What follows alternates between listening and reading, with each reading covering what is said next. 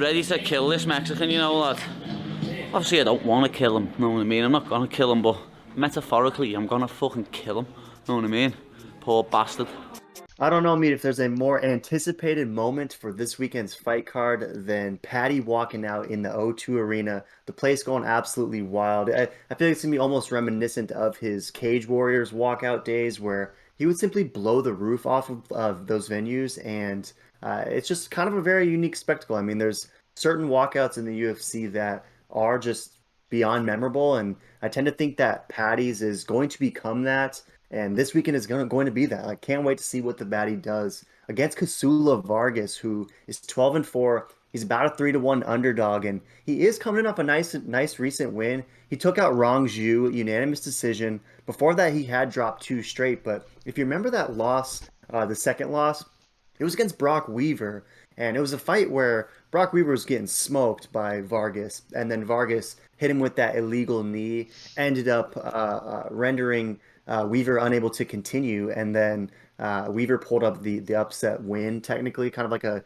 Diego Sanchez versus Pereira, Michel Pereira type win. So you can sort of look at Kazula as having two nice, recent, strong performances. And he did lose his debut against Alex De Silva. That was unanimous. The fight wasn't that close, and you just wonder if Kazula's going to have what it takes at 36 years old to challenge the baddie, who he's the boy right now, as he would say, and 93% of Tapology's rolling with him. He's a 4-1 favorite. What are your thoughts on this one, the baddie versus Kazula? Is there any chance that Vargas gets this done, or is the baddie gonna take this up to another level, and then we'll see what happens next? Who you got? Yeah, it's pretty crazy to see the odds this bullish on Batty. Clearly, you can see the star power and fandom there. Um, I'm gonna be honest, to see it as a minus 410 is mind blowing. He should be best case 2-1 like 2-1 favor, like minus 210, 250 max. Because I'm gonna be honest, and sorry if I offend any Patty the Batty fans. Patty's kind of bollocks, as they would say over there. Not that good. Not saying Vargas is the man to beat him, but Patty is not Michel Pereira level. He's not a Kamaru Usman level, but people are treating him like he is. I mean, Kamaru doesn't even get these heavy odd favors, and let's be honest, Kamaru, in my opinion, right now is the GOAT. Who can stop that man?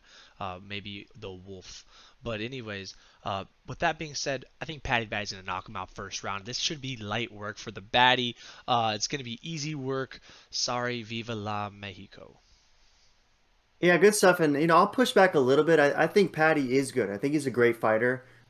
Is he, an elite fighter? Is he a top 15 guy? Is he a future champ? I think that it's a little premature to say that he is, but is he good enough to take out a guy like Kazula Vargas, who's a, middle of the road fighter? I tend to think that he is, and I do think that a lot of people are perhaps a little bit too bullish on Patty the Batty. But for them to be bullish on him in this spot against Rodrigo Vargas, I don't find to be the most unreasonable thing. I mean, Meat, it wasn't too long ago when we meatlocked Paddy Pimblett against Luigi Venbamini, and we took a lot of heat from that one in the comments, right? Oh, Luigi's the real deal. Luigi's going to come and get this one done. You guys are overhyping Paddy. So we've been, accused of that on our end as well. So I do like your level-headed approach in that Patty might not be the next champion at 155, but I don't know. I'm with you in that I tend to think he'll be just good enough to take out Kazula Vargas, and I think Patty's a guy who sort of relishes in the big moments. I think that he's going to like embrace the chaos of the crowd. I think he's going to, bring his best performance as a result of the circumstances, as opposed to certain fighters who, when they fight in front of their hometown, there's some added pressure. I mean, a recent example being that Derek Lewis main event in Houston against Cyril Gahn, where he got absolutely smoked and was very open about the fact afterwards about how the hometown crowd just kind of negatively impacted him in that performance. I kind of think Patty's on the opposite end of the spectrum, where it's going to rejuvenate, it's going to motivate, and it's going to stimulate him in order to pull off a beautiful win again against Kazula Vargas. So I'm with you. I'm going Patty. You said first round finish. Are you pretty bullish on this not escaping the first round? I mean, Patty called his shot in that last one. He said he was going to win by first round knockout. He won by first round knockout. You think he does it again? Yeah, and honestly, I'm really feeling some other sesh, either TKO ground and pound or a submission. I've been watching interviews. He's been really talking about everyone thinks I'm a striker in the UFC.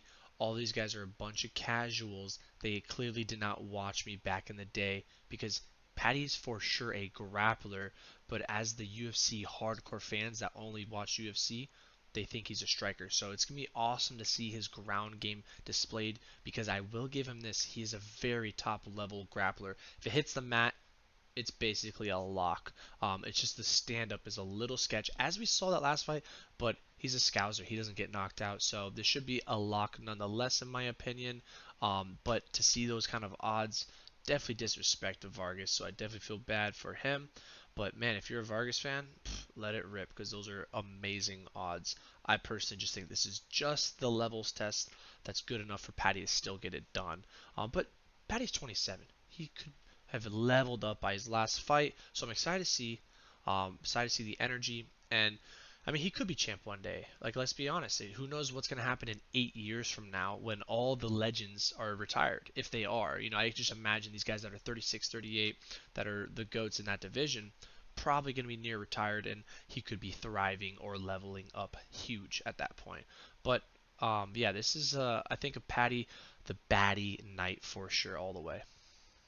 100%, and the UFC is going to be giving him favorable matches, for the next couple of years. I mean, if he takes out Vargas, I gotta imagine he'll get another winnable fight, and he's gonna, I think, get the Sugar Sean treatment where he's going to be getting opponents that he's gonna have a favorable chance of winning against. Like they're not just gonna feed him to some killer right away. It's gonna be a slow sizzle, and who knows? Like you said, maybe by age 31, 32, perhaps he has refined his craft enough, picked up enough wins along the way, and maybe he does become a champion. Who knows? But it'll be interesting to see nonetheless. And you touched on the groundwork of Paddy the Baddy, right? Like he's got a slick ground game. He's got some pretty nasty triangles. He's gonna have a reach advantage, an inch and a half, a 2 inch height advantage as well. So you wonder if that'll play a factor. And if you look at Tapology, 93% is rolling with Paddy the Baddy, and there's a great sliver of it that is copper for that submission. In fact, a majority of that 93% is bullish on that submission. So a lot of people are seeing that as potentially a pathway for him to get this done, and I don't think it's unreasonable. I think that you're right that it might be a little bit sketchy on the feet. There might be some uncertainty up there, just like there was against Luigi. I mean, he did get rocked a couple times, but as you mentioned, he's a scouser and doesn't get knocked out. But Kazula Vargas does pack a punch, and he'll be bringing some power. So if there are some dangerous moments on the feet, then hopefully Paddy can get this one to the ground and show some of the UFC fans who are kind of only sold on his, I guess, KO prowess, that he actually has, an even better ground game to go with it. So I'm with you. I'm going to go Paddy by submission. I kind of hope this thing escapes the first round. I don't know. I want to see what Paddy looks like in against a UFC fighter in the second, maybe even the third round, maybe even go the distance.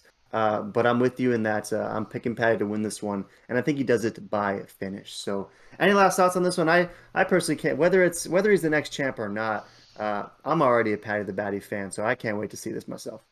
Oh yeah, no, absolutely, man. Just watching his interviews or YouTube channel is like the funniest, best content of all the guys right now. I feel like him and Hamza are absolutely taking over the internet. I feel like so, very bullish on him just for awesome fights. And I could even, if he doesn't become champ, I could even see him be like a legacy Nate Diaz level fighter where he's fighting good guys, not the best. But man, are they good scraps and entertaining nonetheless. But yeah, throw in the comments, boys. Who you guys got? You got Vargas or the baddie?